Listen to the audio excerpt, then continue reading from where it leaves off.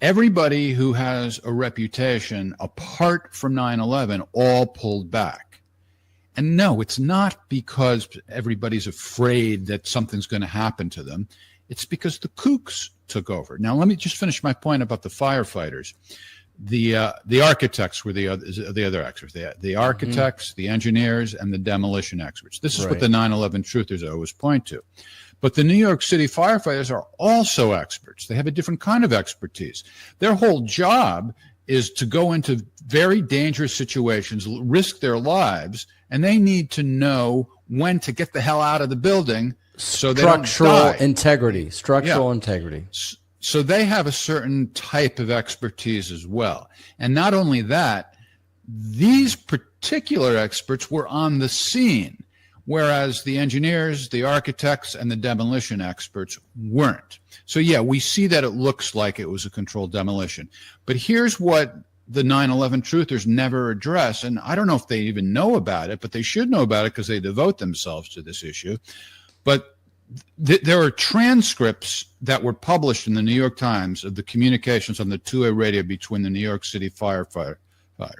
And then there were also interviews afterwards. And they all said there was a big hole in the building. It was severely damaged when one of the towers, I think it was Tower 1, landed on it. And that's what degraded the structure to a great degree. And there was a huge hole in it. So when people talk about how, that had to be a controlled demolition because the internal structure of the building would have slowed the collapse, they're ignoring the fact that the New York City firefighters are saying that, no, there was no internal structure. There was a hole. It was gone. And not only that, in all these transcripts that went on for hours, the firefighters are worried that the building's going to collapse. It goes on for hours and hours.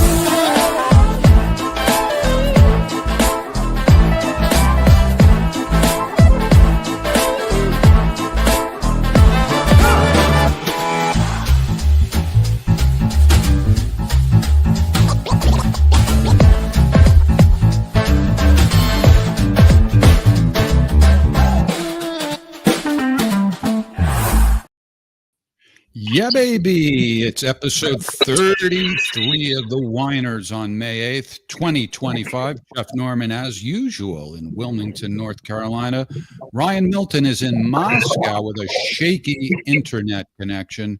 So he's going to be a little iffy as far as sticking with us tonight, but we'll see what happens. And Ryan Dawson is in a hotel in Japan. What an international show we have going on here. Ryan is an independent journalist. One of his specialties is 9/11, what happened. From Ryan's point of view, he thinks it's more important who did it. We'll get into that. And just so you know, Ryan is not copying an attitude with the shades, although maybe he'll copy an attitude for some other reason. But that's coincidental. Yeah. Yes, that's coincidental. What's going on with your eyesight, Ryan? Macular degeneration in one of my eyes, so I'm supposed to be shading them from sunlight and screens. So I'm doing that. It's getting better, but I'm just following everything. It's my eyes, pretty serious, so I'm going to do everything they ask. Yeah. Sorry I couldn't have wine with you guys, but it is May 9th here, and it's like 8 a.m, so I'm not that Irish. Right.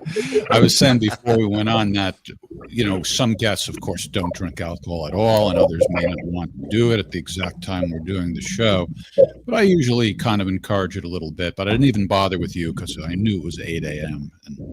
Yeah, I don't even have anything, but yeah. Right. Ryan, how's it going in Moscow? Are the drone attacks landing anywhere near you? I think that the last name both Ryan Milton. How is it going in Moscow? Yes. Well, I think that they heard that we were going to do this show, and so there's more drone activity tonight than we had the other day when we were talking. Right. Well, I know you were up against some internet outages that were being done intentionally to make it harder for the drones to find their target. But right now, it seems like it's just more a matter of a lousy internet connection. Well, the internet connection's been fairly decent, but I think the whole of the center of Moscow is pretty bad, no matter where you go, because I literally traveled all over the center of the city looking for good internet connections, and everybody said it's all based on the parade.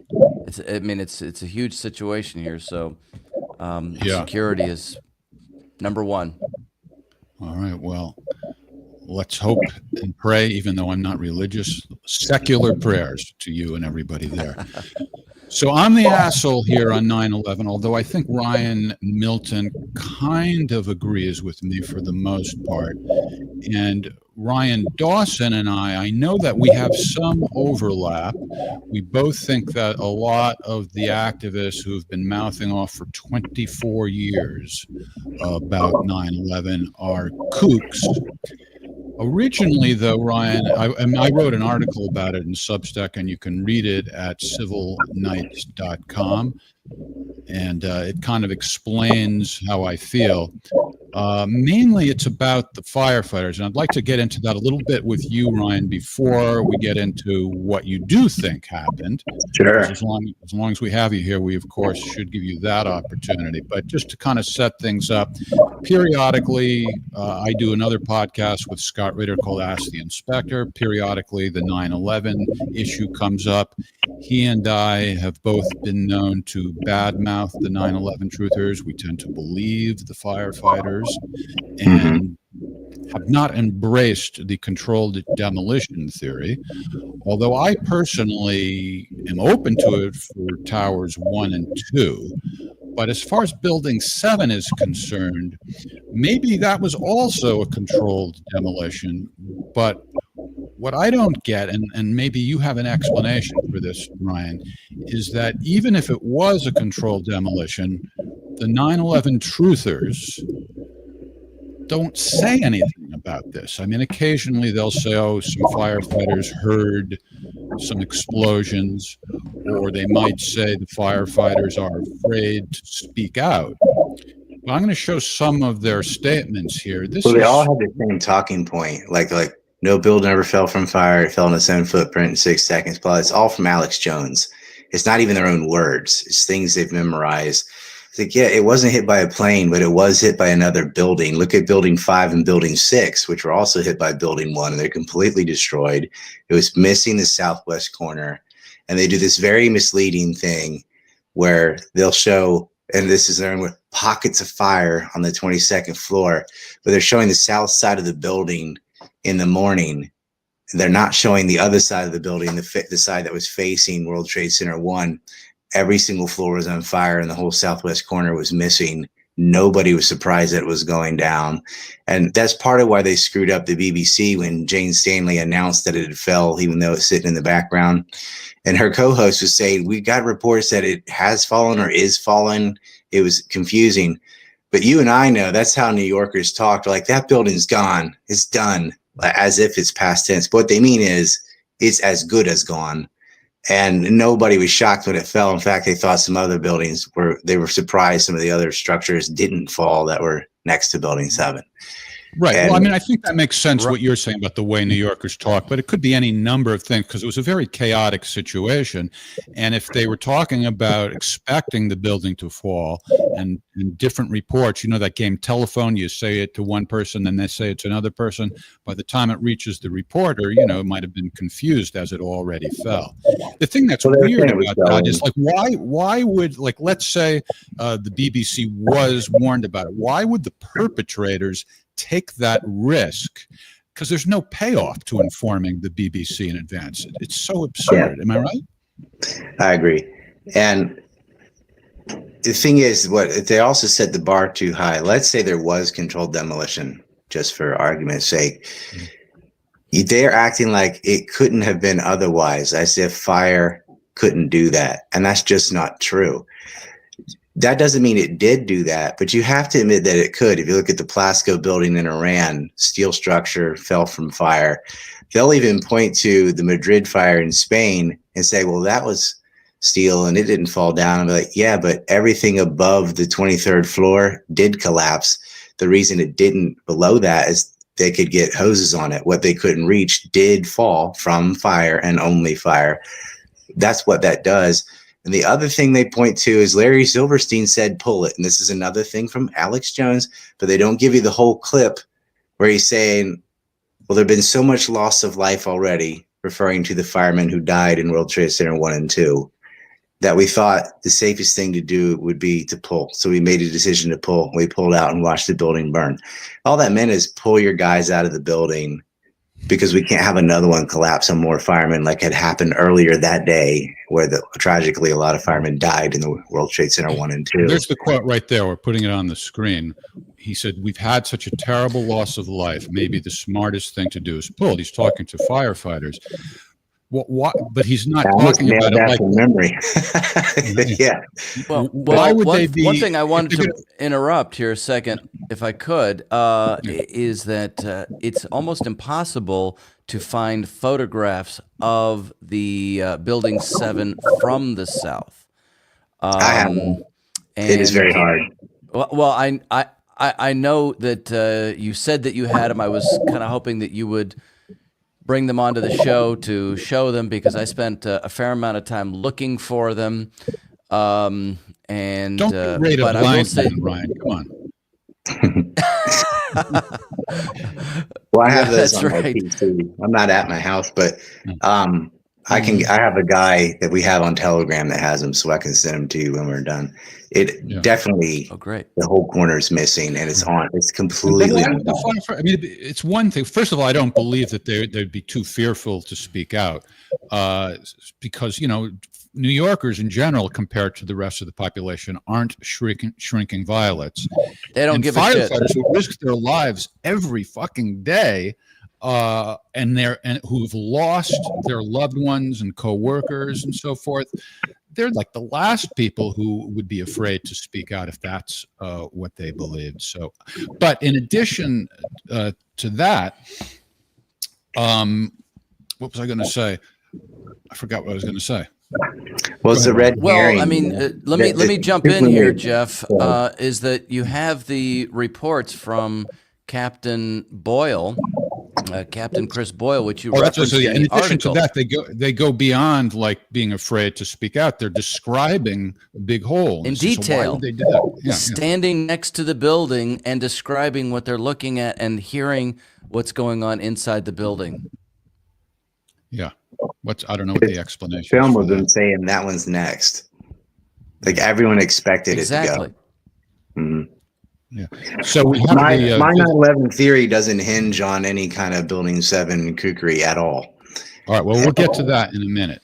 But you mentioned the BBC report, where what Ryan Dawson was talking about was that the BBC reported that Building 7 had collapsed before it actually did.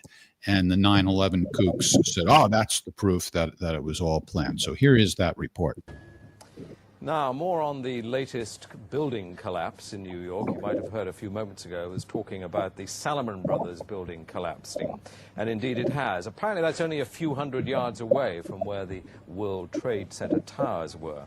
And it seems that this was not a result of a new attack. It was because the building had been weakened during this morning's attacks. We'll probably find out more now about that from our correspondent, Jane Stanley. Jane, what more can you tell us about the Salomon Brothers building and its collapse?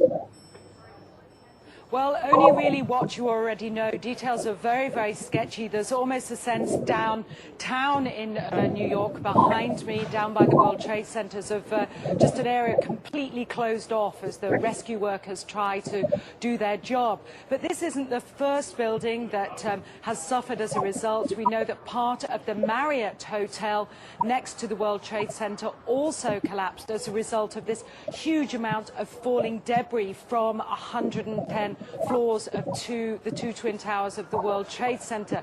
As you can see behind me, the Trade Center appears to be still burning. We see these huge clouds of smoke and ash, and we know that behind that there's an empty piece of what was a very familiar New York skyline, a symbol of the financial prosperity of this city, but completely disappeared now, and New York is still unable to take on board what has happened to them today.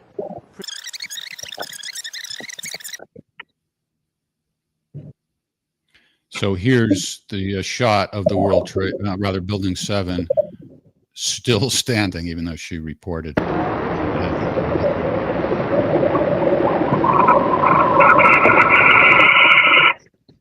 That's pretty harsh audio there. So I just wanted to show people what we were talking about. And Larry Silverstein, if you think, just getting back to his quote, that doesn't sound like something, if a controlled demolition had been planned, why would he be like chatting with the firefighters about maybe bringing it down through explosive? That doesn't make sense. Why would you announce that we decided to demolish it or something? Like, you can't do that. Yeah. Why would you say beforehand there had already been so much loss of life, so we made a decision? But like you're saying, so many firefighters had died. It's not worth risking trying to fight this. Just let it go. That's all. And in that Jane Stanley clip, as I mentioned, if you go about 16 minutes before that, her same co-host who said it is collapsing, and indeed it has. He used present tense and then past. But before that, he goes, it either has collapsed or is collapsing. He wasn't sure. He didn't know. It's because he's getting mixed messages. People are saying that building's gone. Other people are saying that one's next, or it's soon, or it's good as gone. He was hearing all of that. And that's, classic New York hyperbole. That's how they are. They're like Donald Trump. Everything's the most, the best, the ist of everything. That's how it's the best pizza in the world, like whatever. That's how it is. And it was chaotic and all, but they're not so stupid if you're reading the script to be like, hey, go get a shot of the building and say it fell before it did. But it is something you have to explain, because that does look bad. And it is something, hey, our government lies all the time about wars and it's constantly. It's not like a stupid thing, like, oh, whatever. But the thing that gets me, Ryan, is that these people just aren't saying anything about what the firefighters reported. I don't know if it's because they aren't aware of it, or they blocked it out, or what. It's like if there was an accusation that Ryan Dawson murdered somebody in New York yesterday, and then Ryan Dawson said, wait a minute, I have an alibi, I'm in Japan, you would either withdraw the accusation, or you would say, oh, wait a minute, I don't believe that evidence, he's not really there. But what you wouldn't do is ignore it. You know what I mean? It's the heart of the matter. So if these kooks don't believe the firefighters, then they should say something about that rather than nothing. So what's going on with them? It's like a cult. And they do the same thing with the Pentagon. They all think it was hit by a missile, even though there's a giant plane-sized hole with plane debris and the black box and the DNA of all the passengers besides the baby. They never found that one. It doesn't matter.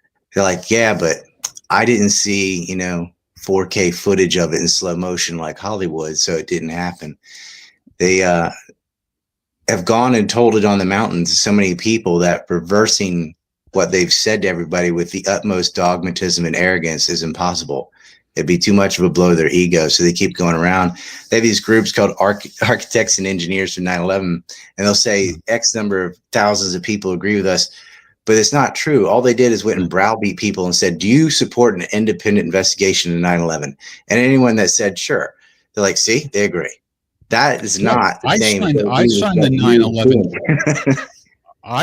I'm one of the 100 signatories on the 9/11 truth statement, which was just a call for an investigation. That's all it is. It does not mean they agree with what their theory is at all. All right, so we have one of our regular viewers is calling on the phone now. I won't call him a kook. He's a very nice guy. He calls in to ask the inspector all the time. He asks great questions. He seems to believe, Somerville John. Yeah, Somerville John. So let's give him an opportunity to say what's on his mind. John, I'm not going to call you a kook. I love and respect you too much. But what's on your mind? Hi, Jeff. Thank you very much. Greetings to your international audience, and thank you for defining me as not a kook or any of this. That's a business. left-handed compliment. Yes. But I can tell you, Jeff, that I was in Germany when the event took place, and all of the news reporters on the German, on the Swiss, and on the Austrian TV were convinced that there was some sort of extra business going on. No one believed that this was a simple collapse. Everybody believed that what they saw is actually what they saw. So that certainly complicated the situation. Oh, we're going to get to Ryan Dawson's theory. Well, there about was what extra happened. business in Yeah. the Twin Towers. He thinks there was extra business, but you were giving me all those 9/11 cliches when we were talking about it a couple of weeks ago. What do you think, John? I think that the United States absolutely had to get the Patriot Act passed, and that was you needed to have something to do it. And certainly the 9/11 event kind of brought the United States government together and the citizens and said, hell yes, we need the Patriot Act. But there is other But that's evidence. not exactly what is being said by that Jeff is addressing, because that's almost the argument of the opportunistic taking or somebody leaving the back door open, so to speak, to allow something to happen. That's slightly different I understand topic. that, Ryan, but I think that we also have to remember that people are gullible. We have no real resolution to the JFK assassination. We have no resolution to the more bullets than the gun could handle problem with the death of Robert Kennedy. We also have no resolution to the 2001 anthrax attack, which the United States government really never found the suspect for. That just kind of, oh yeah, we can say this guy, did it because now he's dead and can't talk. Unless we get everybody strapped into the polygraph and ask them direct questions, I think that is the way to get down to the bottom. And, you can't lie to the public. Right before we went on, John, John, right before we went Caesar on, shot RFK and Philip Zachariah and Miriam Ripley stole anthrax. So there's your answers. well, also right before we went on, Ryan Dawson told me the RFK files were released today. Yeah, hours ago. Oh, Yeah. that might very well be. Then of course they'll explain how there could be 8 bullets fired from a 6-bullet gun. The first page is 13 shots on the audio. It was, this is all a mess and it's all confusing. I don't know if anybody's addressed the 9/11 tape recordings that were made by the air traffic controllers at JFK Airport, or pardon me, at New York ARTCC. Who here knows about that? What do you mean you don't know if anybody has addressed it? Who's anybody? Well, is that something that everybody knows? The theater that went on there? Ryan, I don't know what to say to that. I don't know anything. I think there's been such an over-focus on 9/11. I'm going to put this in scare quotes for anybody who's listening now, watching. 9/11 physics. That's all they talk about is Building 7. They're basically being led around by the nose by Alex Jones. And so then you get your other kooks, your Richard Gage and Judy Wood and Dustification and Airplane Deniers and Hologram. It gets dumber and dumber every year. And so airport recordings and what did the FAA do? Do they shred tapes and stick them in different trash cans? All this stuff like Jim Fetzer. And you have professional charlatans muddying the water. And what happens is, when I start to debunk A, they move the goalpost to B, then C, And you're going to waste like 5 hours of my time telling you what didn't happen when I could just tell you what happened and not have to like unbrainwash all the propaganda you've heard over years and years and years. Like I almost get like physically ill, like COVID fatigue, having to listen to this sorry but dumb shit. And I would say, dude, that is just so wrong. Like you're wasting your time. Al-Qaeda did 9/11. Al-Qaeda, just like ISIS, is not a wholly separate entity from intelligence agencies. Never was, and still isn't. It was created by the CIA and ISI. It was part of this clique from the Safari Club, the same people that ran the Contras and ran Contra. It should not be a big shock that intelligence agencies have a hand-in-glove relationship with terrorist organizations. They're doing that in Syria. I think in Syria, it's crystal clear what they do with Turkey and HTS, or used to be Al Nasser Front, the U.S. with Al Sham and the FSA, da da da. And you can see similar things with NATO and Ukraine, da da da da. It's just, and this is like the big boy thing to say, like, okay, you have terrorist organizations, and it's just like drug cartels and many other things. There's a covert relationship with intelligence agencies, and we can go through with names and with a paper trail and money and really explain this in detail. But you're just spinning your wheels if you're going to spend all day and be like, well, the squibs, I think that building fell too fast based on eyeballing it. We're looking for nanothermite. And it's like, you had a foreign intelligence agency caught with a van full of explosives. This isn't rocket surgery. It's not that hard to figure out. What's hard is getting over the mountain of crap from Alex Jones that you got to get out the way before you can start being serious.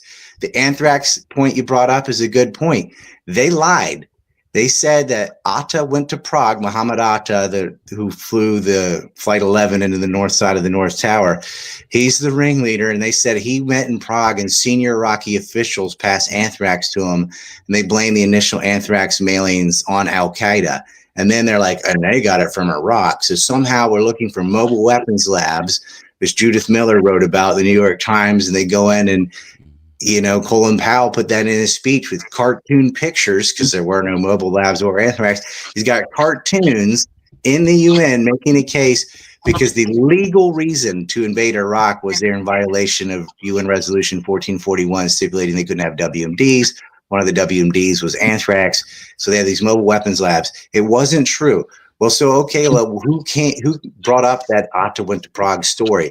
The PNAC crew came straight out of James Woolsey, who's an Epstein guy. Clinton hated him, but he's an ex-former director of the CIA saying this crap with the Czechs and with the country that's attacking Palestine. You all know who that is. Their security forces from that country said that they witnessed a transfer of anthrax from Iraqis to Atta. It is impossible to witness a transfer of anthrax between two parties that don't have anthrax at a meeting that never took place. But that's what they went with. And the note said, death to America, death to the place I'm not allowed to say because you're on YouTube. So who do you think did that? And then we have that same group caught in the 90s, right before the 1993 World Trade Center attack, breaking into Fort Detrick, where they do gain of function research on anthrax, and 23 samples of anthrax are missing. It's a long story, but it's like you can't start to talk about who did what because of Jones. That's what it is. It's these damn kooks. I'm like, I can talk to them blue in the face. And you're like, what? Yeah, Bruce Ivins did not go around and drive to Florida and then to New Jersey and mail anthrax and here's the best part. Somebody mailed hoax anthrax to Judith Miller, the same woman lying about Rocky's WMDs that fed into the cartoon mobile labs myth. Her harmless powder. Why would you send real anthrax to people like Patrick Leahy of the Leahy Amendment, which would forbid military aid to the country I'm not allowed to say, and try to kill him, and then send fake anthrax to Judith Miller, who's up there lying and saying, oh, look, it all came from Iraq. By the way, she blamed 93 on Iraq, and she blamed the Oklahoma City bombing on Iraq. She blamed everything on Iraq. And this gets worse because those two letters were mailed on September 18th. But because all the planes got grounded and stuff, they didn't open them. The first death is on October 5th. But one of them to Tom Daschle gets open, and it has the letter "Death to America, Death to the Country, I'm not allowed name, Allah is great, 9/11, whatever." The exact same note was in Miller's letter. They tried to say, "Oh, Miller's with the fake anthrax, that was just some copycat attack." But how would the copycats know the contents of the notes that had not been opened yet when it was mailed? That proves whoever sent real anthrax sent her to fake anthrax. So the people sending her fake anthrax, while she's lying about Iraq on behalf of the country, I'm not allowed to say, that's who did it. And the people I'm not allowed to say, that's who got caught stealing anthrax in the past. And they're the ones that constantly lied about Iraq, went through the Office of Special Plans. They set up with Doug Feith with Richard Pearl in the Pentagon, where they lied about aluminum tubes. They lied about chemical weapons under the palaces of Saddam. William Safire chimed in on that. He got a Guardian of Zion award. And they lied about yellow cake uranium from Niger. Oxidized uranium, something you need to build nuclear weapons. That lie was so bad that even the CIA rejected it. Because as evil as they are, we can't really say they're stupid. They're evil, but they're not dumb. Like, you can't say this because the documents that was based on were forged. They had an obsolete foreign minister's signature on it. You had dates that changed from the beginning of the document to the end of the document because they didn't change them all. Had obsolete military seals. It was just absolute crap. But Michael Ledeen and Ghorbanifar and all, they pushed this stuff. And that was on all the major networks. Like, oh, look, George Bush got on TV and said, we can't let the smoking gun be a mushroom cloud. Condi Rice reiterated that. Dick Cheney came in there and said, we knew Otto went to Prague, and maybe Saddam has reconstituted his nuclear weapons program. None of it was true. But you have this is the real 9/11. At minimal, they used the event to attack Iraq, who had nothing to do with it, and made it look like Iraq had some relationship with Al-Qaeda. When not only did they not have a relationship with Al-Qaeda, they were diametrically opposed to each other. And we invaded Iraq and probably killed Ryan, people over nothing. Ryan, I think that the question of state-sponsored terrorism is definitely where you and I will completely agree. Anecdotally, I was working back at that time for the Executive Intelligence Review, and we were going to members of Congress, we were going to the Senate, we were using intelligence that other countries had already provided, but apparently the U.S. intelligence community was largely ignoring that there was going to be an attack of some significant size against the United States in 2001. In The fact, CIA the withheld question information from the FBI. Absolutely, this is part of where I'm coming from, but it had already come in from many other countries, and even Russian intelligence. I guess President Putin had at the time contacted the White House days before, saying, that we're seeing something. I think if you recall, Ahmad Shah Massoud was killed days before. That was related because he had been making certain warning statements himself. So I think that where you're going on this question of state-sponsored terrorism really is the issue, and the Cheney crowd opportunistically taking advantage of that, or as I like to say, they left the back door of the house open, combined with whatever incompetence or competition between the intelligence communities that existed that led to incompetence, that allowed this thing to happen. I think that's what's important, actually. Yeah, and that's the line, because the government is so much more incompetent than people realize. And like they said, the sky is blue. I would go check to see if it didn't change.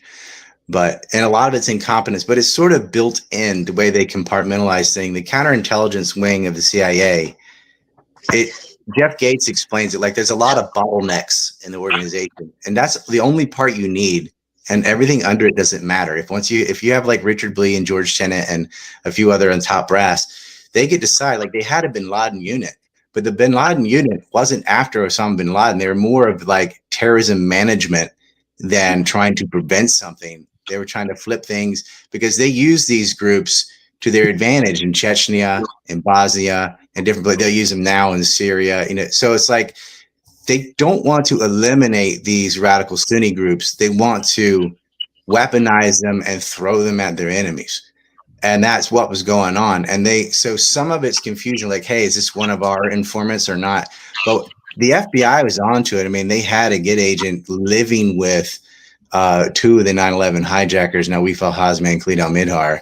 And there were a couple of intermediaries in there, Osama Basnan and Omar Bayoumi, that helped them get a house, live with them for a month. I'm sure you know the story.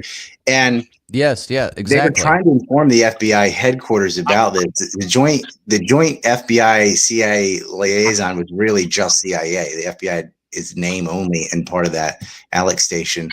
And Thomas Frills and Mike Fugeli and then Richard Blee, they would not allow them to share information. It got worse, where Michael Schur's now wife, the queen of torture, not only did not share the information with the FBI, but lied and said that she did when she hadn't, so that they would quit pursuing it.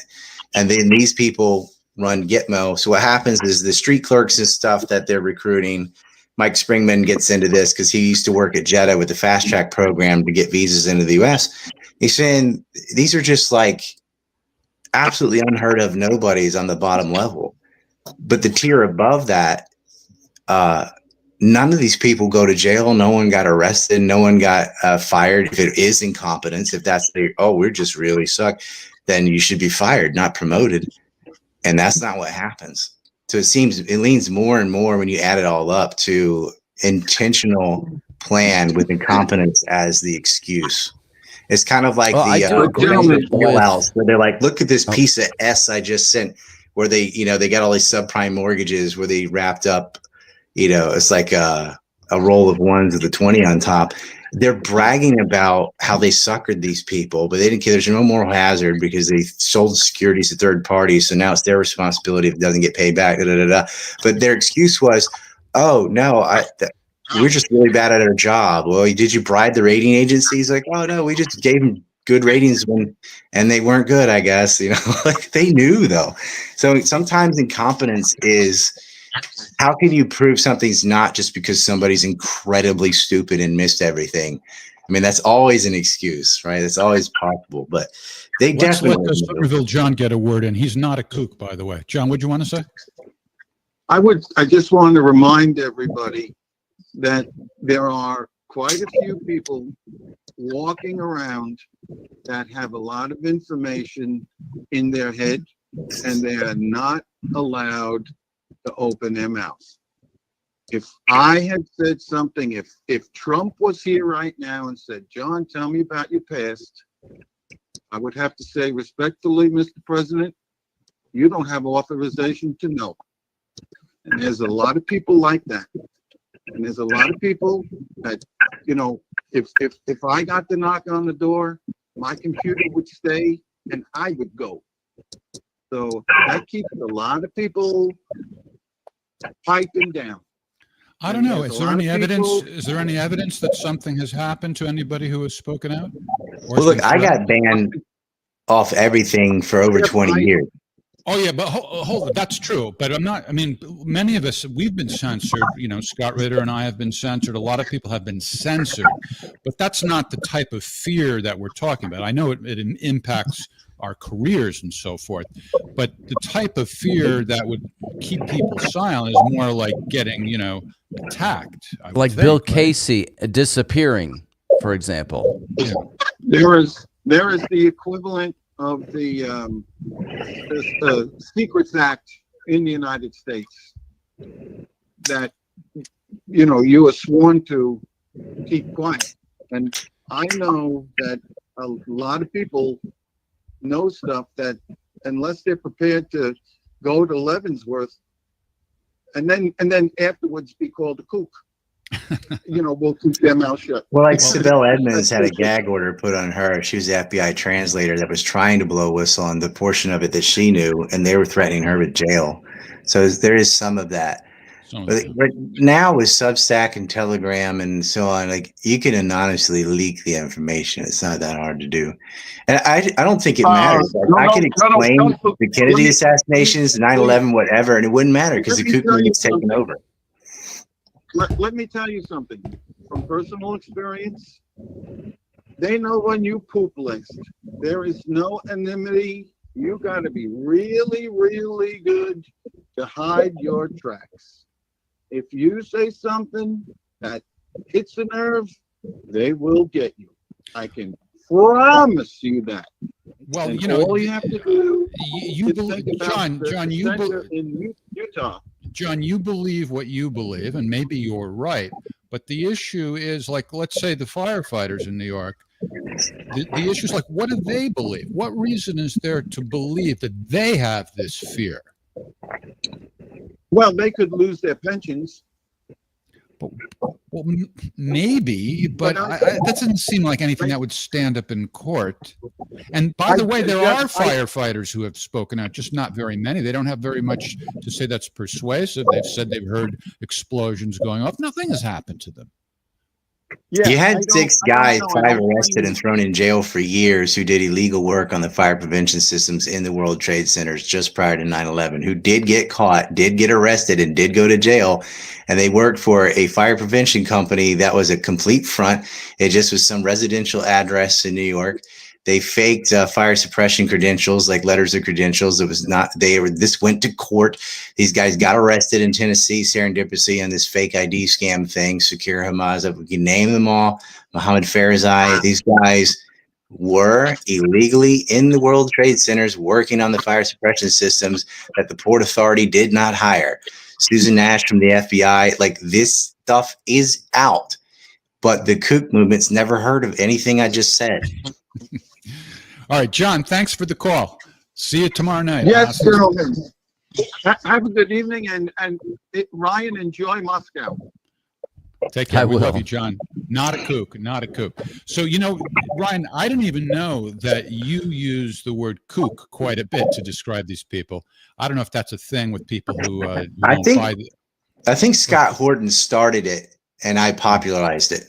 All right. The Kook So there 9/11 you kook are movement. calling Kurt Weldon a kook 3 times. By the way, this is why it's on the front Oh, burner he is. again. He said Osama bin Laden was being harbored by Iran and a whole bunch of dumb stuff. And, Right. you know, this is what they do. I mean, they capitalize on rumors that already exist and then try to give them some sort of validity so that you never get to what happened. Shouldn't Well, he know better, though, just given named his Saudi position? agents that were giving logistical support to hijackers. That's enough. That's state support right there. Mhm. Now, but so I heard what you said earlier. I've heard you say it on other podcasts too, that you're frustrated that you have to spend time debunking all this nonsense.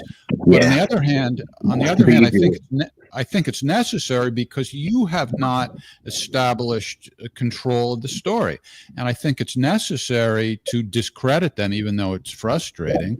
And I now know. we have what? You're right. I hate doing it, but I still do it. It's just let's like, take a look. So let's take a look at a couple of clips of what put this back on the front burner. This is when Kurt Weldon, who's a former U.S. congressman, he was interviewed about 2 weeks ago by Tucker Carlson, and Tucker Carlson asked him what well, let's play another clip he first. said some actually. true things about Anthony Schaefer, but then he added a bunch of BS. So I don't know. Go ahead and play the clip and see what he says. All right. So, and also this reveals that Tucker Carlson believes Building 7 was a controlled demolition. But what began to make me wonder, and I have no idea what happened in 9/11, but it's very clear that there's a lot of lying around it, was the collapse of Building 7. And all the wackos would be like, Building 7, Building 7. I'd be like, shut up, wackos. And then if you just sort of look at it, you're like, well, that is very weird, actually. No plane hit that building. And does this happen a lot when buildings catch fire? Right. Okay. Besides being a firefighter, I work for the INA, largest insurance company in North America. I was responsible for training their fire protection arson people for 18 years. That doesn't happen.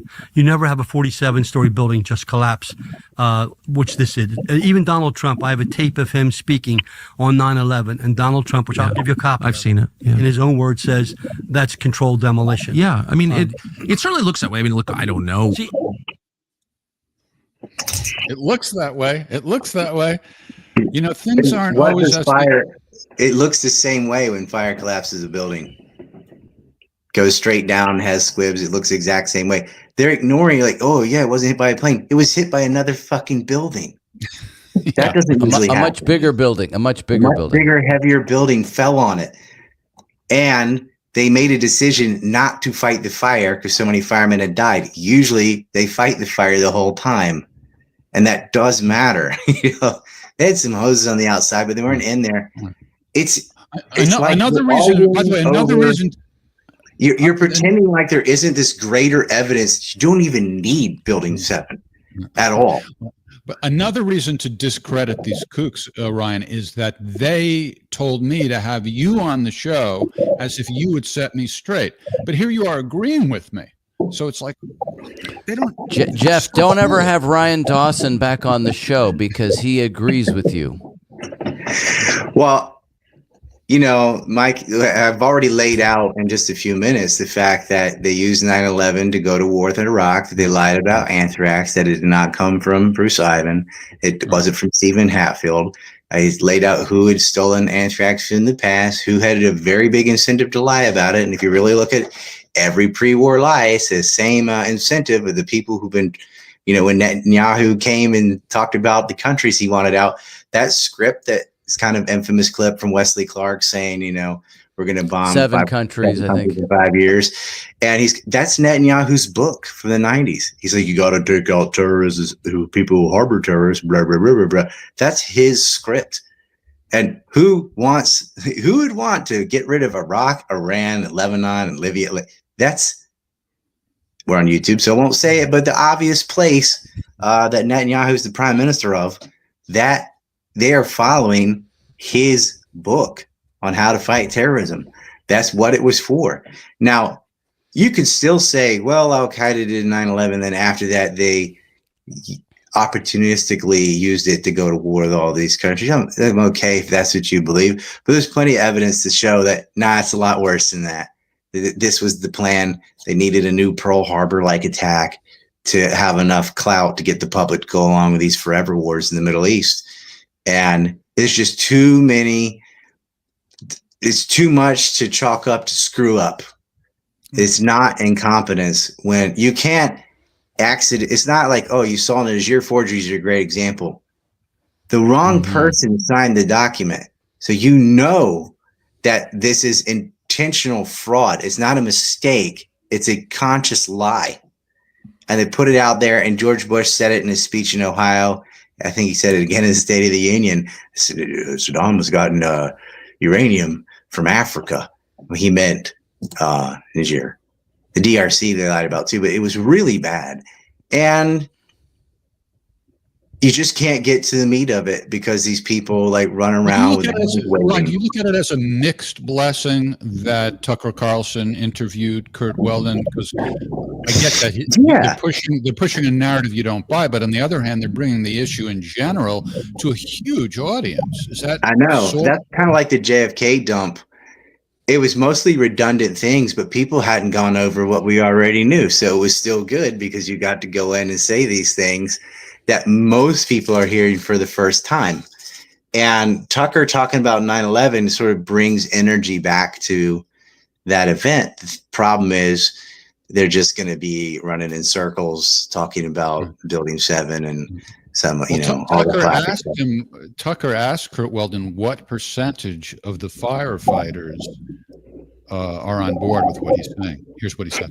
Percentage of firefighters who were there that day or knowledgeable about building fires agree with you on this?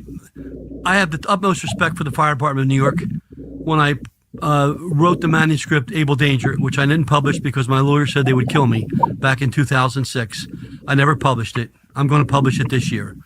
Last summer in July, I took a draft copy of the manuscript, and I met for 2 hours with John Esposito. He's the chief. He's a great man. I have total respect for him. And John knows me. And I said, John, you know my respect for the department. And I said, yes, Congressman, we know that. I said, I want to give you this copy of my manuscript, and I'm signing it in honor of Ray Downey for you to keep in your archives. This is what really happened. He took it. I felt I owed it to the fire department of New York and their members. There has been this subtle pressure to the firefighters and to the officers not to talk for obvious reasons. You know what this involves politically. Look what happened to the chief of LA. The female chief of LA comes out and says that the resources were taken away from her for the forest fires. And what does the mayor do? She fires her.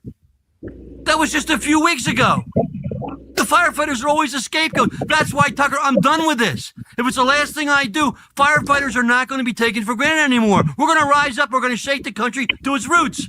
Firefighters are not second-class citizens. Well, they certainly shouldn't be. But if they talk, they'll get sidelined. They'll be called crazies. Even though they heard explosions, they can't be allowed to say that. They heard. Absolutely, it's on tape. They did hear explosions. Right. And this, by the way, I'm sorry, I stopped it too soon. This is Tucker Carlson obviously learning this for the first time. They heard explosions. They can't be allowed to say that. They heard explosions? Yeah, absolutely. It's on tape. They can't be allowed to say that. I've heard it for years. Yeah, they've been saying it. Yeah. What they heard explosions was in World Trade Center 1 and 2. And I'll lay out the evidence. Is that the buckling of the steel? Well, you've got what's underneath the World Trade Centers. Subways. Parking garages full of cars. And what happened in 93 was they used a Ryder truck to bomb the building. And on the day of 9/11, live, Pat Dawson and Rick Sanchez said police found a suspicious device of explosives in a van that they towed out to the Church of Dades, and they had the bomb squad looking at it.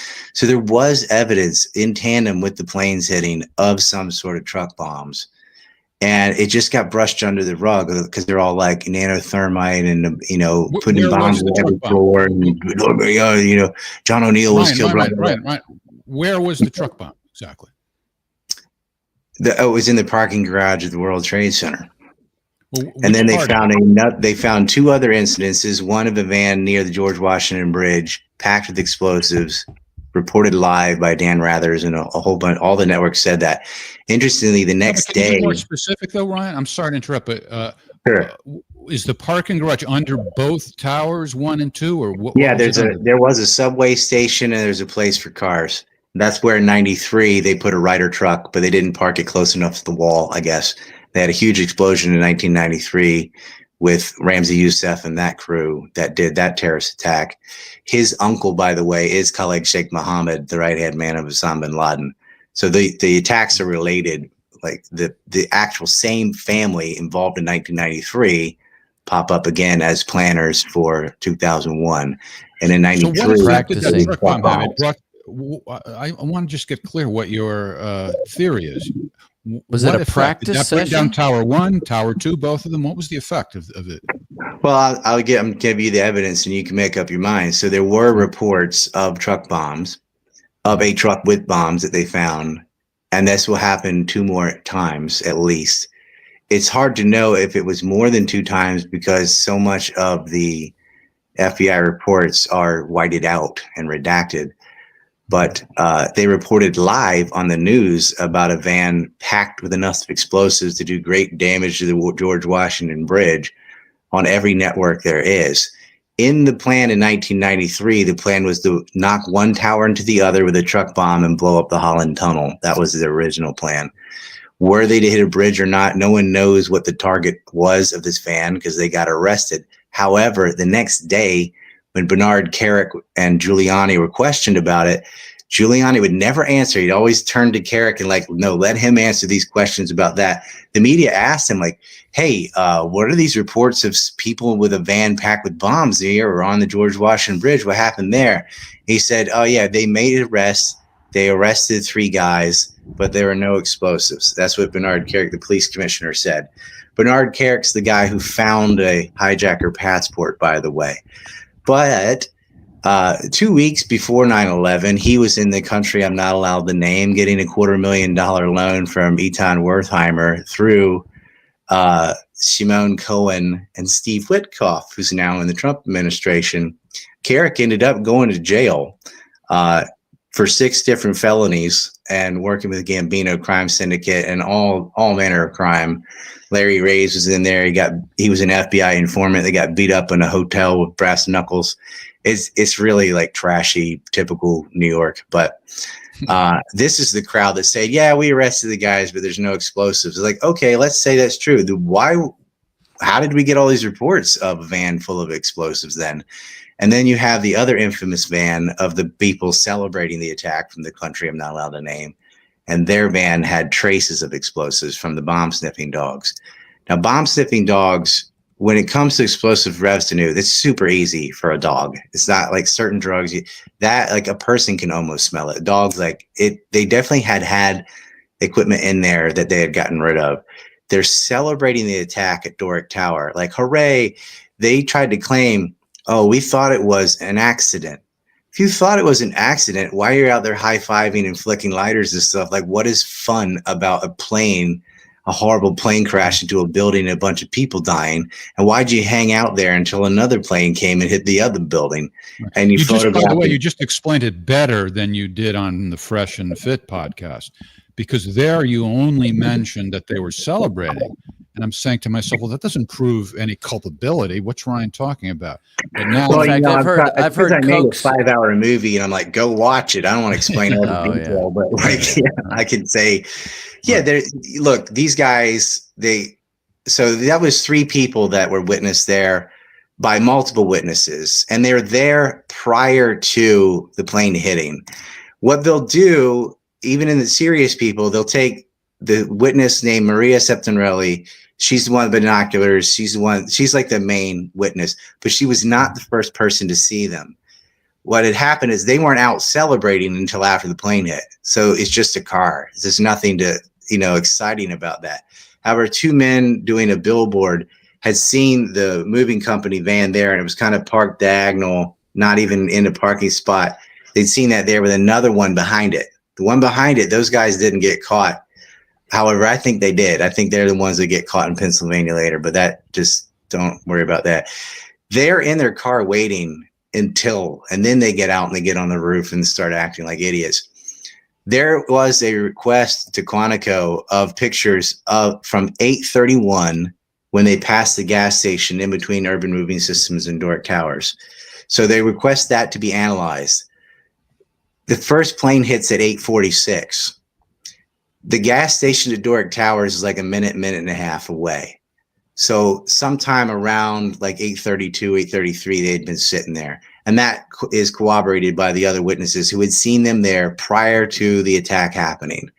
The woman with the binoculars basically looked out when the plane hit. She immediately goes and they're there like instantly. So at least just as or right after the plane hit, they're already there. But other people had seen them, and it just gets worse because Dominic Suter, the owner of the company, he flees the country. They just leave stuff stranded. All these guys get interrogated. They all have different stories from each other, whereas everyone else remembers where they were on 9/11. And then Sivan Kersberg, one of the driver, when they got pulled over later, they end up being 5 people because Sivan's brother Paul and another guy named Omar Mamari get picked up from White Glove later. So they went from Doric, they went back to Urban Moving Systems. They took some more pictures. They went to White Glove, and then they came back to Urban, and then wherever they were driving, somewhere around, I think, Route 3, they got arrested because they couldn't get back into New York because all the Lincoln Tunnel and the Holland Tunnel and George Washington Bridge, they shut them down. So they couldn't get back to Brooklyn where the Kersberg brothers were staying. And the cops pull them over, but they didn't pull them over until around 3:56 in the afternoon, because the main witness who called the police waited till her husband got home. So even though she saw them in the morning, she didn't say anything until later in the evening. And then the cops nailed them right away. Then they go through Urban Moving Systems, got 16 computer hard drives. You've got the people who worked at Urban Moving Systems who are not from the country, I'm not allowed to say, who were saying they always had secret meetings in Hebrew and they hated America. And it was obviously a front. Now, they will claim, yes, it was a front and we were spying on Al-Qaeda too, keeping tabs on them. But we didn't know they were going to do this. Like, oh, yeah, you're just celebrating it when it happened, though. We had no idea. Well, they knew, and the CIA also knew. And there were even elements in the FBI field office that had very strong suspicions of that it was coming. They didn't know exactly what it was going to be. But I mean, they asked Rice, like, what is it called? Bin Laden determined to strike America. You had the Bojinka plot from Ramzi Youssef, who attacked the World Trade Center in 1993, saying they're going to use airplanes to attack targets in the U.S., including the World Trade Center. You know they're going to flight schools, but gee, I don't know what they're going to do. Well, what year was the truck? There was a truck bombing at the World Trade Center. What year was that? 1993. Wow, that's That the year. Ryder truck bomb, yeah. And this story, I've highlighted the date of the story. It was from 2017. Yeah, Makin Haas dry run 1999. Tried to get in the cockpit of an airplane, and I think they were going to DC, and they had to land somewhere in the Midwest. And these guys worked with an Al Qaeda recruiter in Arizona. That's who had rented their car. And so they knew that they had ties to Al Qaeda. They're like, oh, we just thought it was the bathroom. No, you were trying to get in the cockpit. You were testing out security on American flights. They worked for Al Qaeda, but then again, a lot of people in Al Qaeda covertly work for counterintelligence, and they're on that payroll. And they are protected by people in the CIA, people we can name. And we knew that they knew, especially the two West Coast hijackers, Nawi Fahazmi and Khalid al-Midhar. They knew that. They knew who Thalmeri's handler was at the Kurdish Mosque in San Diego. They knew that about Zawahiri's crew and all that later. They knew about Mohammed Zammar being the bagman in Germany for that cell. They had their phone numbers. They had tapped their phones in Yemen at that cell. They knew about Al-Jarrah. They knew about Muhammad Atta, and no one acted on any of this. And it's like, well, incompetence. They're like, how much incompetence? I mean, you can think that. And I was like, okay, yeah, maybe they just are that dumb, but I don't think so. Ryan, a question I have, you mentioned it briefly, is the Oklahoma City bombing in this context. And what could you say about that? Well, they tried to blame that completely on McVeigh. He did it all by himself, is the official story on that. And that was also a Ryder truck bomb, very similar to what happened in 1993. And he would say, or he had said, he was motivated by what happened in Waco. And what happened in Waco was definitely atrocious. I mean, they just burned those people. Who used chemical weapons on their own people? Clinton did, not Saddam. Right. That's true. But Andre Strassmeyer was the driver of the truck. The LA Times they got to see it, but they wouldn't release it. There are two people in the truck. He's the one that goes around the back and looks at his stuff. McVeigh's in that video too, so he did it and he deserved what he got. But McVeigh did not do that alone. And I don't know what the point is of covering that up. Just how connected is Strassmeyer? I know he's got some family in German government and whatnot, but there was so many spooks and informants and white Aryan resistance in these groups that they were penning the OKC on. And it was weird because HBO had pumped these groups up. They had this like skinhead special with Bill Riccio and all this crap. And, Terrence Trinidad and stuff, people got tortured who had nothing to do with it and died in jail. And then their lawyer got killed. And so there's a lot of smoke around that one, but it never really got resolved. And I think the reason was because in 1995, the internet was just a little baby. You had AOL. I was banned on that too. And so by the time people could share enough information, it was kind of old news, which is sad. Hundreds of people, over 100 people died. And people like, what happened in Oklahoma City? Two moon-shaped like crescents there. People were finding secondary explosions. At least that's what the news was saying. We found this, we found that. So what was going on there? And a nursery got hit too. But what they did instead was they blamed the whole thing on William Pierce, who wrote the Turner Diaries, which vaguely has a similar scenario on it. He was the head of the National Alliance, some white separatist group out of West Virginia or something. And he had a radio show and stuff. And that guy who's William Pierce, I mean, he's dead, so I don't mind giving him fame now because it doesn't matter.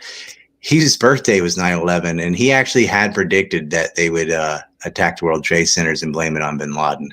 So did William Cooper. William so did Cooper was Alex Jones. What do you Jones make of before that? Alex Jones.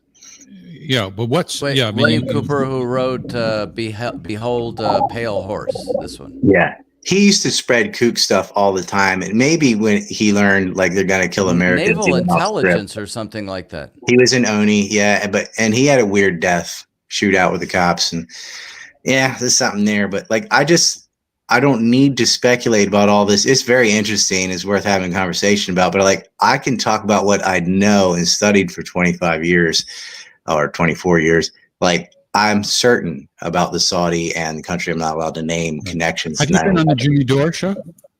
I have, but not to talk about 9/11. Like, Oh, okay. Because he doesn't know night, that I know all this stuff. Like, well, this is what I'm getting at. I don't know if you know, but last night Richard Gage was on the Jimmy Dore show. yeah, And he was pushing all that architect stuff. And like you said, he was claiming that he's got 3,000 architects that are with him on this. I he just don't think he does. who agreed The to other do an thing he- investigation. The This other is thing how he bad did- the architects, wait, engineers, wait, 9/11 are. Let me Okay, finish. sorry. I get triggered. But then after he claimed to have 3,000 architects on board, right after that, he says that he thinks a third of them don't even know that there was a third building that came down. I'm like, well, dude, how can you be citing your 3,000 architects as good, corroborating witnesses or experts if they don't even know the building came down? So he sounds like a real kook. Am I right?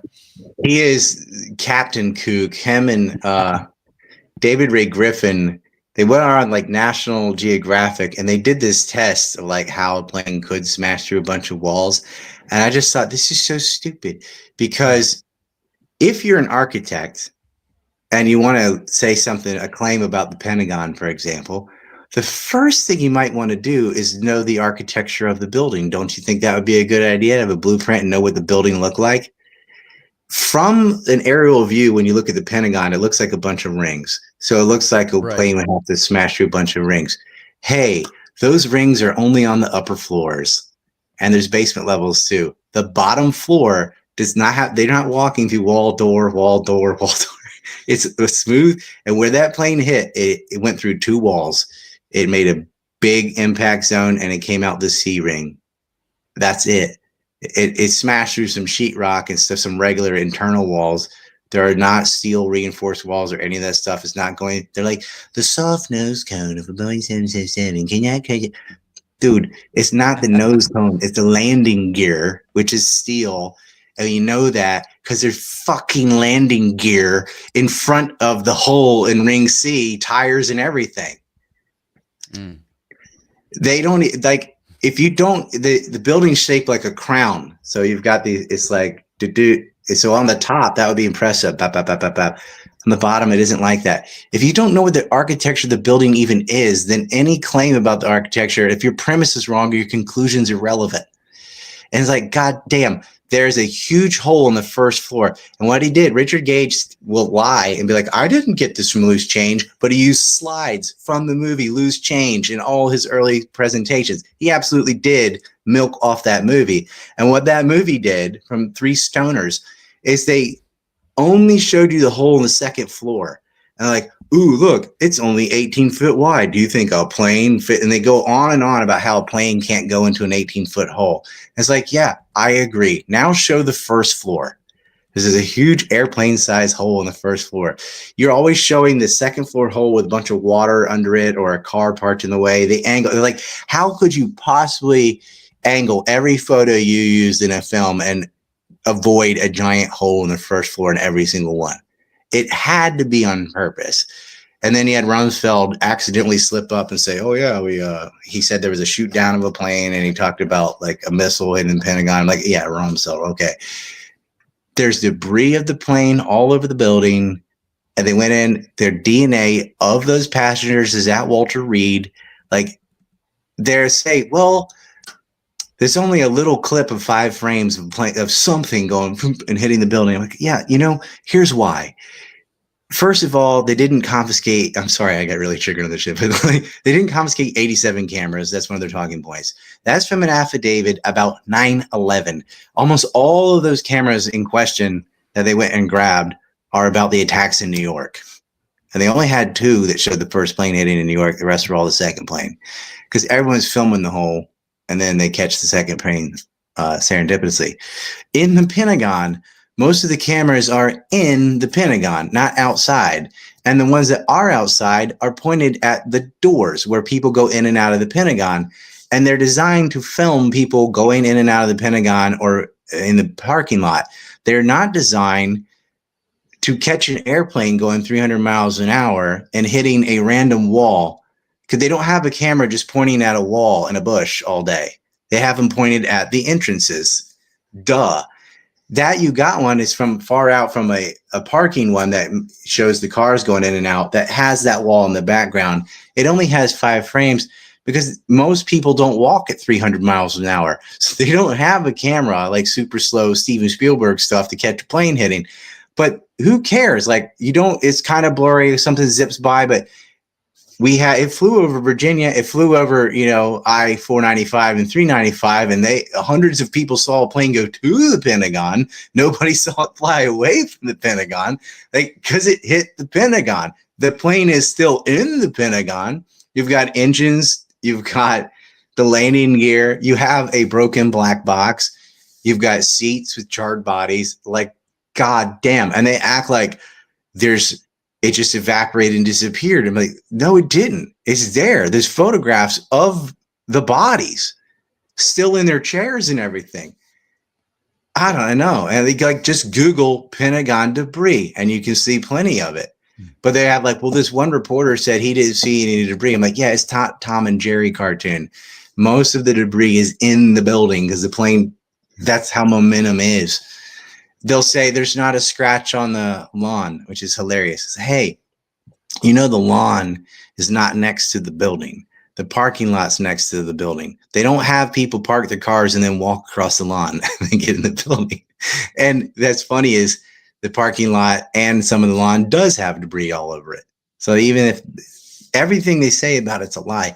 And the reason it's important to lie about the Pentagon is because if you don't have an airplane hitting the Pentagon, then you don't have the hijackers who were on that airplane that hit the Pentagon.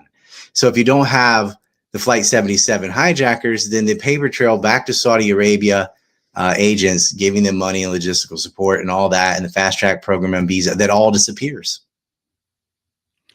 And the same thing with the phone calls. It's on an airphone, which are designed to make calls. And it's very important. In Flight 93, they're talking about 3 hijackers instead of 4. The 4th guy, who's supposed to be Al Jarrah, who's supposed to be the pilot of that plane, is not the pilot of the plane. And you know how we know? Because even the other hijackers, because we do have that black box, it was played in the Moussaoui trial for the families of the victims, and we have the transcripts too. And they're talking about Saeed Al-Ghamdi. They're screaming his name and give up, down, down, telling him what to do to shake the plane. This is what went down in Shanksville. So Al Jarrah was not the pilot. Al Jarrah also never opens his mouth. He never even says Allah at the end or anything. He's not on that plane. But they found his passport with a little burned corner, so that proves he was there. And here's what I find very coincidental. Zaid al-Jarrah had 2 first cousins pop, Youssef al-Jarrah and Ali al-Jarrah, who worked for the country I'm not allowed to name's intelligence spying on Hezbollah. We can just what say a coincidence that not just a foreign country's intelligence agency has family members of a 9/11 plotter. This country that you're not allowed to say, I'm going to take a wild guess. It's Estonia, right? Yeah, it's a little south of that. Yeah.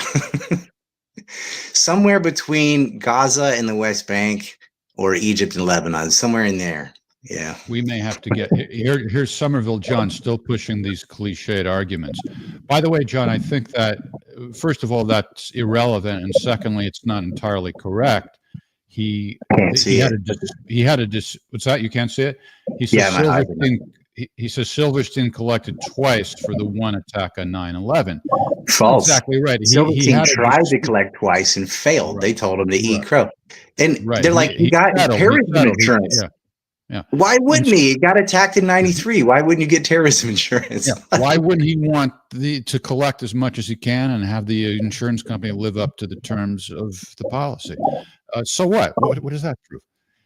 I mean, I don't want to By defend the way, Larry John is Silverstein, not a but kook. John is not a kook. He just Hmm. agrees with the kooks.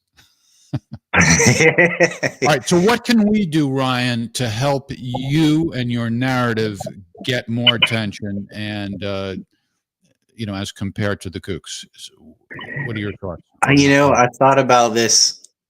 I don't know if there is a way. Like, I think there's always could be a circle of people. Like, I have a lot of people in private be like, man, I thought you were nuts until I saw your documentaries. They're like, I think you're really onto something. I've heard the same thing about my Kennedy research.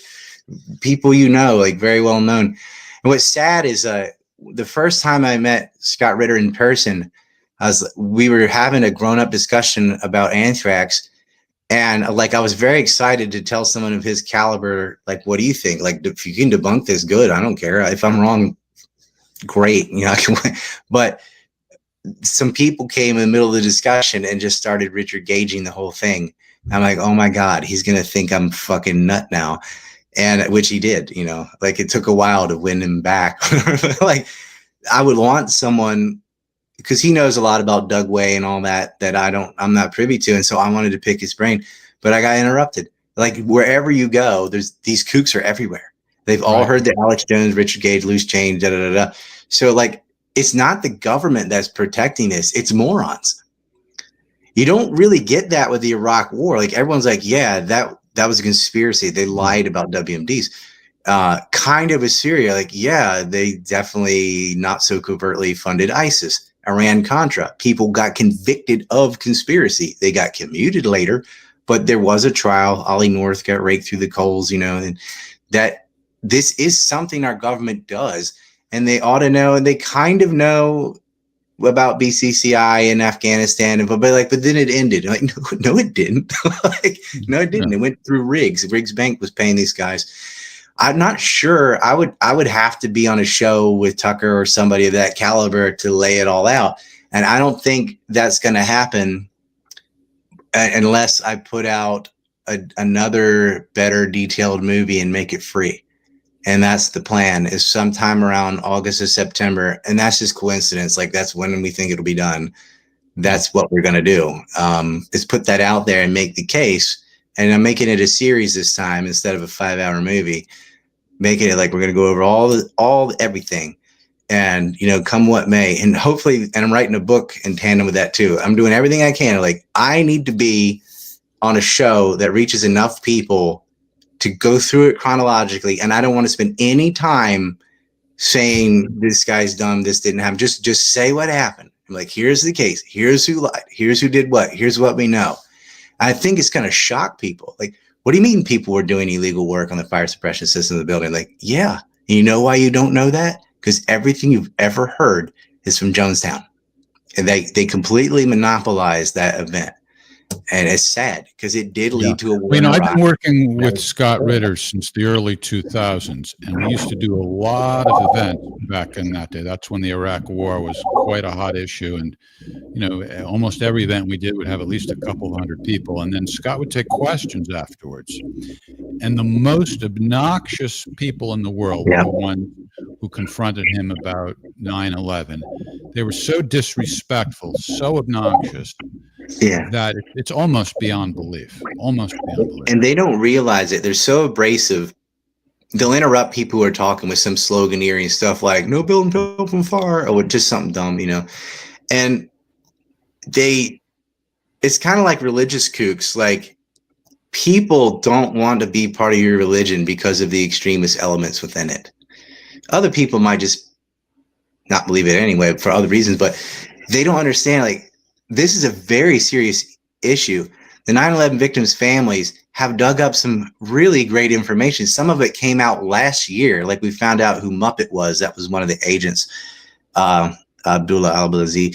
They have been getting more information every year, but there's nowhere to put it. And then I'm not allowed on YouTube. I'm not allowed on Meta. I'm not allowed on Discord. I'm not allowed on PayPal. There's like 30 things I've been banned from.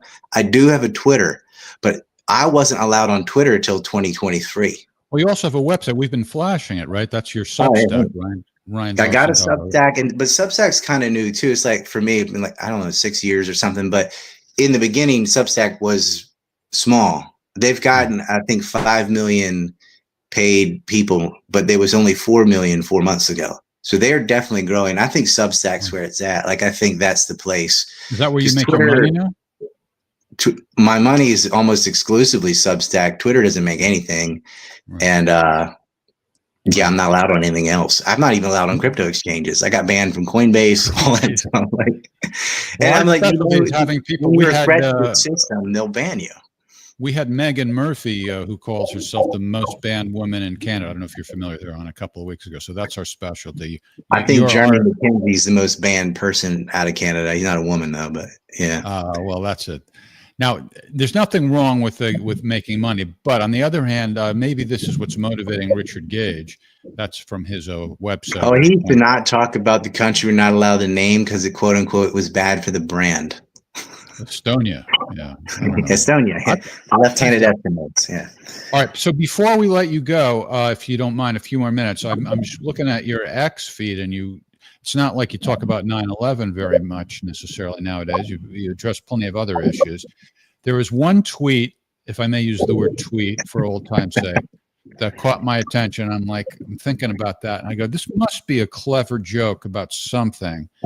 And I'm trying to figure out what it means. And I have to confess, I can't figure out what Vaseline has to do with the India. Well, the thing is, this is me responding to all these people who just don't care that the largest country in the world, India, and another very large country might have a serious war where millions of people could die. And Vaseline's a reference to masturbation. It's kind of like the civil war in Sudan. No one gives a damn. I don't know why, but they're just like, oh, India and Pakistan are going to war. Awesome. I'm like, it's not awesome. But so I call them it's kind of inside baseball. I used to call these people the jack off missile Johnnies. Okay. And so, all right. Well, guess who? People who like follow me over a while, every time I post a Vaseline thing, it's like I'm making fun of the jack off missile Johnnies because these are nuclear powers. This is a serious thing. It's so stupid. They should not have cut off the water to Pakistan. And I know they'll point to and say, well, there's 26 people died, but this didn't start a month ago. This has been going since the partition in 1948. So many mistakes have been made. So many off ramps have been missed from both of them. And I don't want a war between India and Pakistan, but that seems to be, they're like, break out the popcorn or something. Like, are you serious? You know what? Okay, if you have no moral problem with it, think of the economic impact that would have, at least. Well, you're talking to two people, Ryan Milton and me, who last week had on as our guest Salman Ahmad, who was the, I think, Minister of Culture. Was that his title? Under Imran Khan? Culture. Mm-hmm. Yeah. And we were talking about, the escalating tensions between India and Pakistan. So you don't have to convince us. Global pressure on that. Like, it's the same thing with North Korea. We should be talking to them. There is no military solution to that. That's right. Don't John Bolton it this time. What's your X handle? You see how we have under our names our X handle. We should put that under your name. It's Rye Liberty. And I picked that thinking it didn't matter because I did not know it would be what I am. So I'm going to put that there for you now. I think I was like, it was during the Ron Paul movement. And I'm like, I'm just going to put Liberty in the name. So Rye Liberty, R-Y. Did I get that right? Did I spell that correct? You see it under your name now? Isn't it R-Y underscore? No, it's just R-Y-L-I-B. Oh, right. Like Rye Liberty, all one word. All right. So follow Ryan on X. He has in the hundreds of thousands of followers. Unlike Ryan Milton and I, who can only dream of that kind of a following. That's right. Well, because it comes we're using with, too much Vaseline, I think, Jeff. That might be it. I got dark humor for sure, but the X is like not a serious place like Substack. It's kind of, or Telegram even. It's like let off steam sort of thing. Because I tried to be serious, and it's just like the level of discourse on Twitter is somewhere in the lower basements. So just gave up. Just lean into it. Well, I mean, you can use X to drive people to your Substack. That's the value. You could. X limits external links though, so it's not a good on ramp. But it is better than nothing. Specifically for Substack, they've actually been having fights about Yeah, that. but I have came up with a workaround for that. So you put the link in and it won't display the image. So I just do a screenshot and this is what I post. Yeah. If you just put the link, then it won't display. This may be too much inside baseball now. I don't know if everybody knows what I'm talking about.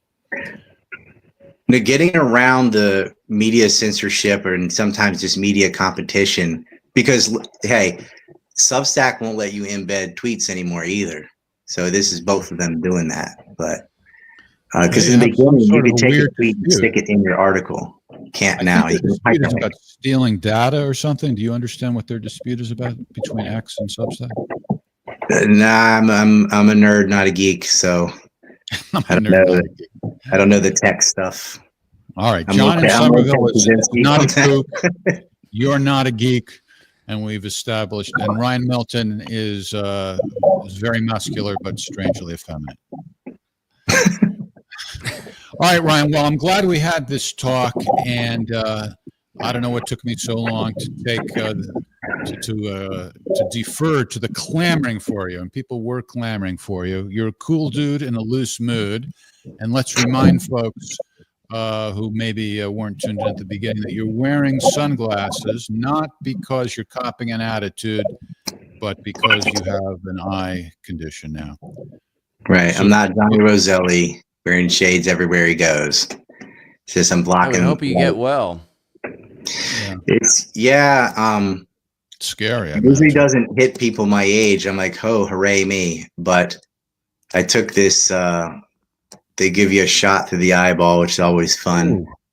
But they said I'm taking to the medicine and recovery faster, like in the bottom 3%. So like only 3% of people usually doesn't work and they have to do this for life. I only need like 3 more shots and I don't have to do that anymore. So doing all the precautions, taking my lutein, eating the right types of food because that helps some. Macular degeneration is in like a vein goes behind your retina, it's pushing on it. So it's not in the eyeball, it's behind it. So there's nothing they can laser, there's nothing they can't. All you can do is shrink the circumference of the vein. But you have to do that slowly. You don't want to shrink all of it. So you're being treated by Japanese doctors because you live in Japan, is that correct? I did live in Japan. I live in South Korea. So I have a South Korean doctor, Dr. Moon. She's great. And I'm in Japan now because of the expo. We have the World Expo here. So because I kind of lost work because I couldn't do screen time stuff. So I said, well, I speak Japanese. I lived there 17 years. They got a World Expo. I bet I can find some work. So I did to do a little temporary work right now. And then I'll be back in Korea next week. So you lived in Japan for 17 years, did you say? Mm-hmm. And how long have you been in South Korea? 2005. I moved to Japan. I've lived in Korea for 2 years. How do you like it there? I like both places. I favor Japan because I speak Japanese and my Korean is not on the same level. So I can't compare because Japan and Korea are not like a lot of places where nobody speaks English, like nobody. And so to really get integrated, you have to learn the language or you miss a lot of opportunities and things. But it's apples and oranges. Some things are better in Korea. Some things are better in Japan. So I don't know. I like them both. And you have a wife and kids or? Yeah, 3 kids, 3 sons.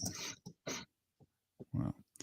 All right, well, you're an interesting cat, a cool dude in a loose mood. Let us know if you ever want to come back on. You don't have to wait for. I appreciate the opportunity, Jeff. You do great work. I watch your reports with Ritter too all the time. There is a GiveSendGo, givesendgo.com 9/11. If anybody wants to contribute to the filmmaking, we finished 2 hours of it already, and so I think, and then we did all the hard stuff first. So I think we'll finish that in a couple months. So let's put that on the screen for you. Give me the URL again. What is it? GiveSendGo. Just givesendgo.com? Yep. The same thing Kyle Rittenhouse used. So I feel like that's safe. GiveSendGo.com/911, 911. Oh, hold it. Now you're getting more complicated. We got to put slash out. Okay. Let me fix that for you. I Oh, think we're we're like gonna- 89% financed on that. All right, let me. And that's the only way to do it, because once you have a movie, people just pirate it and nobody pays for it. So you gotta like. Oh, you deserve to be compensated for it. Is that it? Did I get it I right? lost a lot of money for talking about these things. Give. Mm. Did that say sand or send? Should it be give send go? It says Oh, gifts it's not. It's and send, not go. and. All right. Well, we'll get it right. Don't worry. Hey, if any of you are donating, don't do it yet, because that's not the right address. Wait till we get it right. That goes to me, actually. The other Ryan.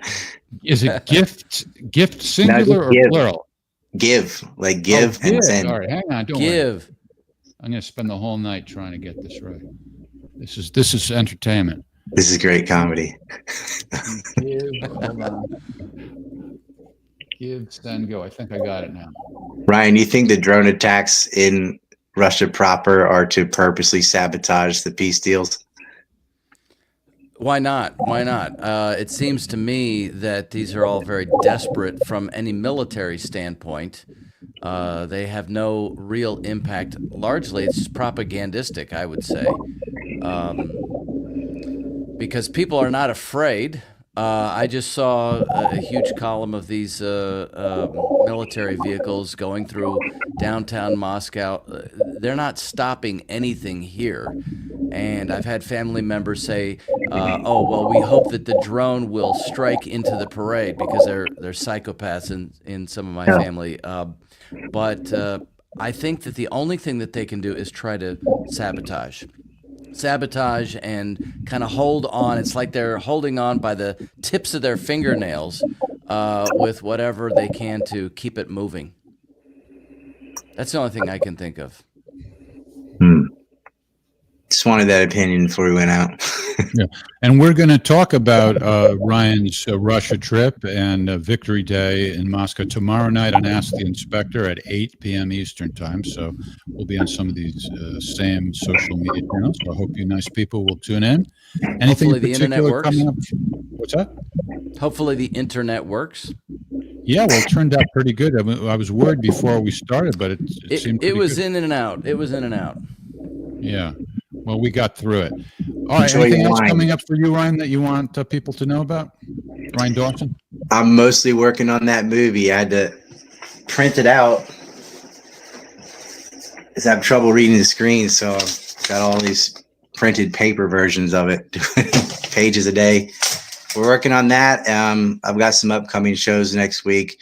Just follow me on Substack, because everything will be there. Everything I'm going to do. I'll be following the India and Pakistan closely, of course, the Russia-Ukraine war closely, and the RFK documents just came out. What I was reading, I seem pretty exonerated, so I guess I'll be doing that all the next 2 weeks too. Oh, yeah, that sounds Interesting. interesting. I didn't even know about it until you told me. It just happened, like today, to my morning, middle of the night, maybe. Yep. All right. But All right, you take said care. RFK. All right. Yep. Yeah, Robert Kennedy. Thane shot him. Thank you, Ryan Milton. Thank you, Ryan Interesting. Dawson. Thanks to our beloved audience. Next week, our guest is Charles Glasser. He's an attorney and a raconteur and an all-around cool dude in a loose mood. And tomorrow night on Ask the Inspector, we'll be on at 8 p.m. Eastern Time. Take care, everybody.